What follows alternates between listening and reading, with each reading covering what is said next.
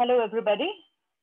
In this video, we are going to talk about a special type of classes known as type wrappers. Now, we know that your data types are, you can have two types of data or variables. One is your primitive data types like your int, char, double, and so on. So if I want to write, say, if I write int x, okay, then x is a variable and its type is, declared type is primitive data type int. Okay, there is another type or another data type in Java which is known as the class type. So class types are very much a part of the object-oriented primitives, of object-oriented concepts. Okay, so these are basically defined by the user, or some of these may be built in. But the primitive data types are already inbuilt into, these are all a part of the language itself. These are part of the Java language. Whereas these are either created by the user,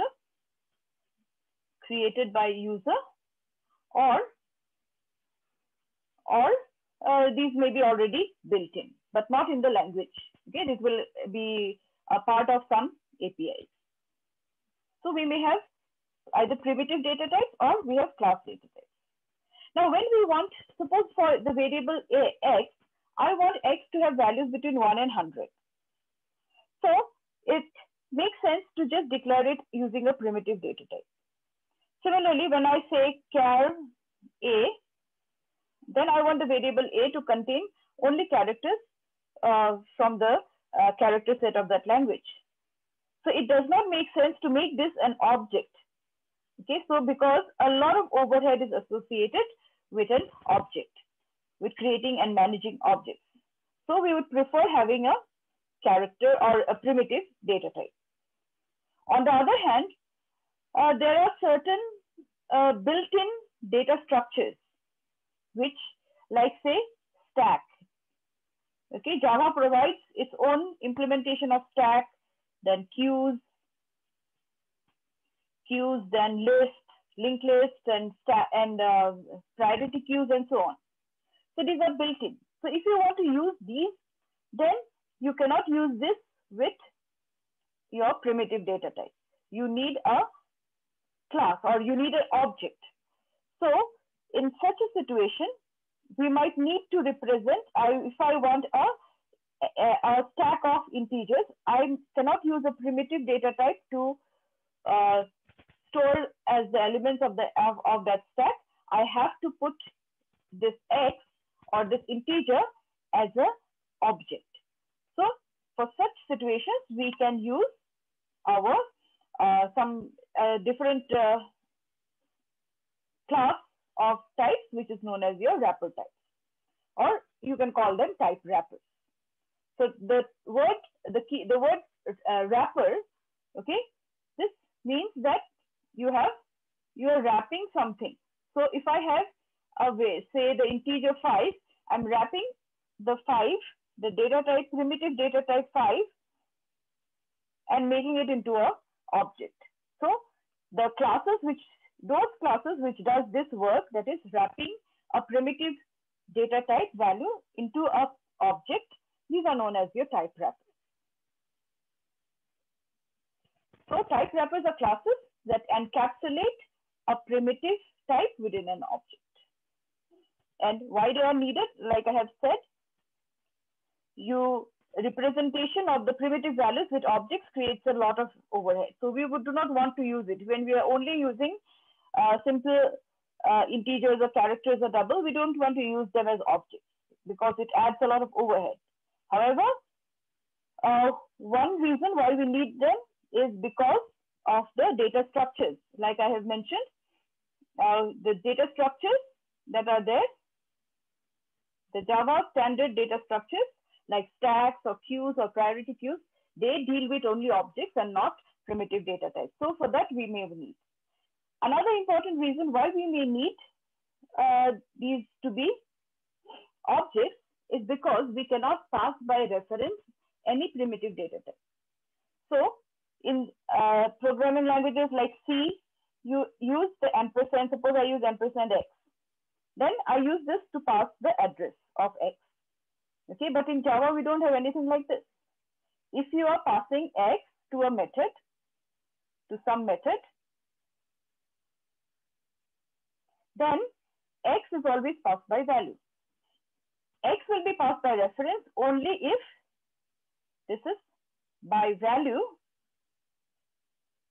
if X is your primitive data type. And by reference, if the data type of X is class type, is a class. So if X is an object, it can be passed by reference. So if we want to pass by reference, then we cannot do so with our regular primitive data type. So in that case, we may need to convert it into an object, and then we can pass by reference. So type wrappers does exactly that. Converts a primitive data type to a class. So what are the classes of these type wrappers? So there are different type wrappers. These are called double, float, long, integer, short, byte, character, boolean, all of these. So these are what you can see. Doubles. Note the capital D. You can see it is written as D-O-U-B-L-E, capital D. Whereas for the primitive data type, the keyword double is used. Similarly, for integer, primitive integer data type, we use INT. Whereas for the wrapper type class, it is integer. So all of these, double, float, long, integer, all of these are different classes, and they are together called wrapper class. So they provide a number of methods for the data types. So you can use these methods that are defined for these integers or doubles or floats and so on. So we'll look at few of these. The character class. So character is a wrapper, obviously from the name, it's a wrapper of a character. So if I have a character variable, char A is the variable name. Okay, I want to wrap it inside a character class. I want to make this an object, then I have to wrap it using a character class. Okay, so the constructor is something like this, character CH. So I can write like this, character C is new character, and within bracket parenthesis, I can pass in this A. So A. So now the variable A is encapsulated into an object. So C now becomes an object which holds, say, char A holds the value B. Okay, so the value B is stored inside this object. So since now it is an object, so I can have different methods. So I can call the different methods that are there in the character class for the object C. So if I do this, then I can use the character. If I want the character value, so I want it back, say I want this back, then I will write it like this, int, oh sorry, not int,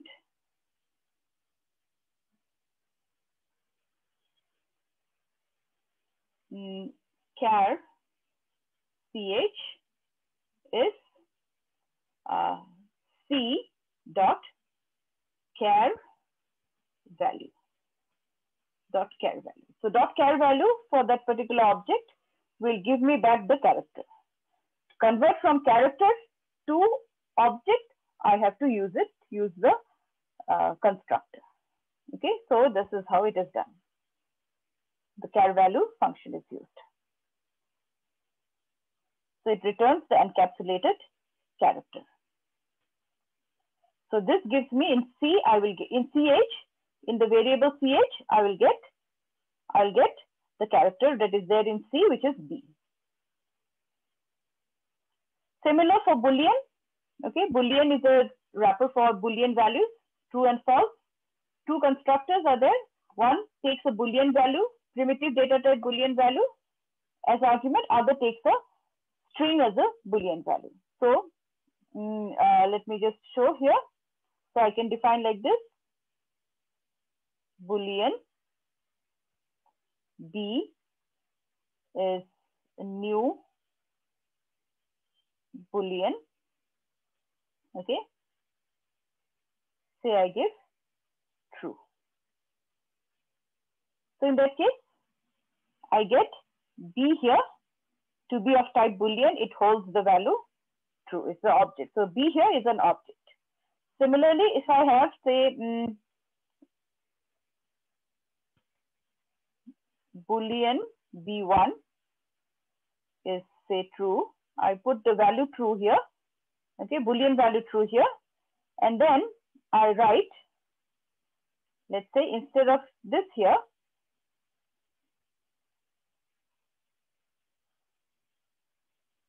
instead of this, I just give B1.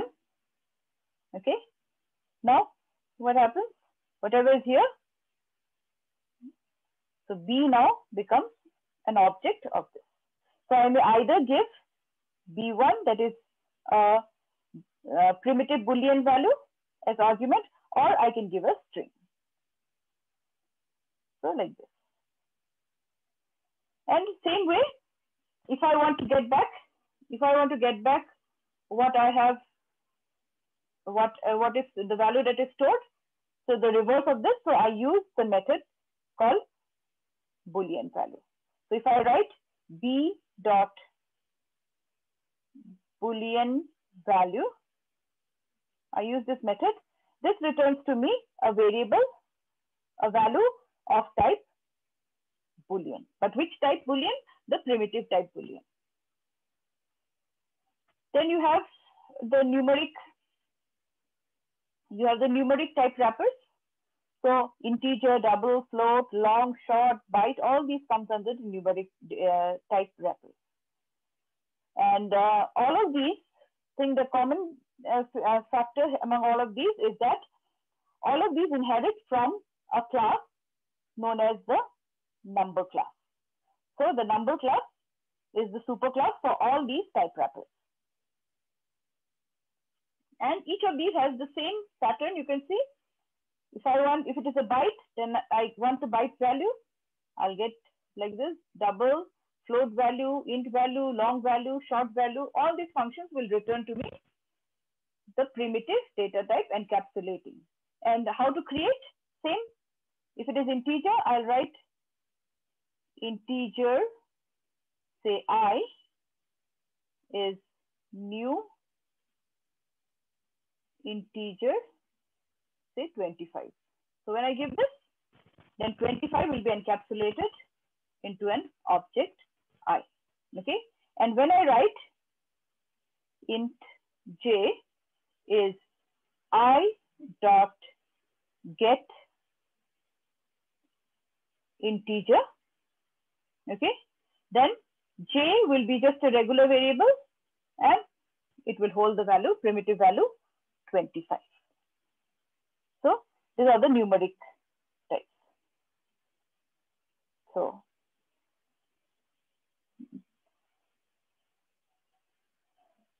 now all the numeric types define a constructor that allows the object to be constructed from a given value or a string representation of the value.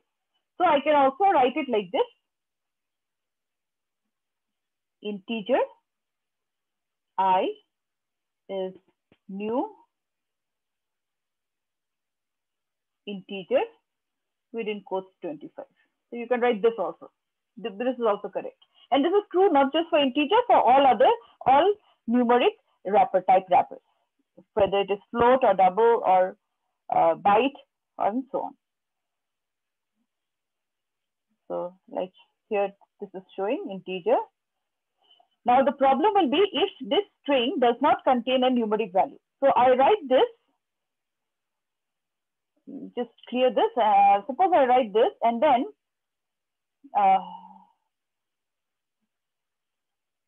suppose I write 25A. This is not an integer value, so this doesn't look like a 5. 25A.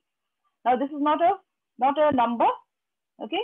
Then it cannot convert it into an integer. So in that case, it will throw an exception. It will give an error, which is the number format exception. So please remember this. What exception it throws? It throws a number format exception. So think of this as of now. Think of this exception as a error. So if I give strings like this, then I will get something like this. And all of these, they have a toString method. All of these type wrappers, they have the toString method. So when you're trying to print it, suppose you're trying to print, say suppose you're trying to print something like this, system.out.println, say A is equal to, then I try to print this object I. Okay, so what is I? I is of type integer. This integer, not int, not int. Okay, so when this is called, then it can directly print it, because by default the toString method of the integer class gets executed. So the toString method is there in each of this class. So that was all about our type wrapper class. Now type wrapper, you don't use it so often. It's only when we want to pass by reference, or we want to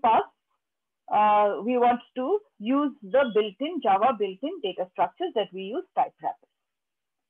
So that is all about type wrappers.